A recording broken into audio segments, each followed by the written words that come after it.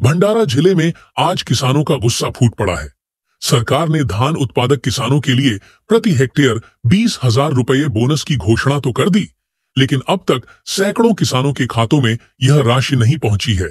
इसी के विरोध में आज सैकड़ों किसानों ने जिलाधिकारी कार्यालय पर जोरदार प्रदर्शन किया।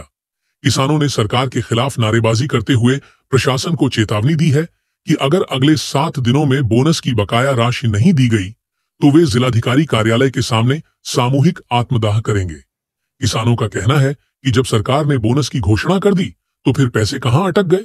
किसानों ने मांग की है कि सरकार तुरंत दखल देकर सभी किसानों के खातों में बोनस की राशि जमा करे। मागील पावसाळी हंगामामध्ये शेतकऱ्यांनी जो धान आहे जिल्हा मार्केटिंग कंपनीला विकत दिलेला आहे, धानाचे पैसे आलेले आहेत, पण धानाचा बोनस जो आहे हेक्टरी 20,000 रुपये तो मागील 6 ते 8 महिन्यापासून शेतकऱ्यांना मिळालेला नाही आहे। शेतकरी जिल्हा पणन अधिकाऱ्याकडे येऊ चक्रा मारून राहिले आहेत, परंतु त्यांना तारखीवर तारीख देण्यात येत आहे।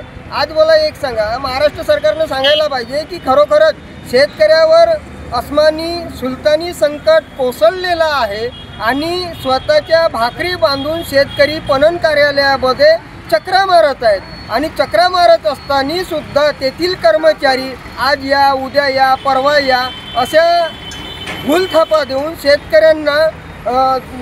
शेतकऱ्यांची दिशाभूल करत आहेत। त्यामुळे आणि रयत शेतकरी संघटनेमार्फत आज सन्माननीय जिल्हाधिकारी साहेब यांना निवेदन देण्यात आलेलं आहे की साहेब येत्या 7 दिवसामध्ये जर आम्हाला शेतकऱ्यांना धानाचा बोनस मिळत नसेल तर येणाऱ्या सोमवारी आम्ही डायरेक्ट जिल्हाधिकारी कार्यालयामध्ये आत्मदहन करू। ह्या सूचनेचा आम्ही माननीय जिल्हाधिकारी साहेब यांना पत्र दिलेलं आहे।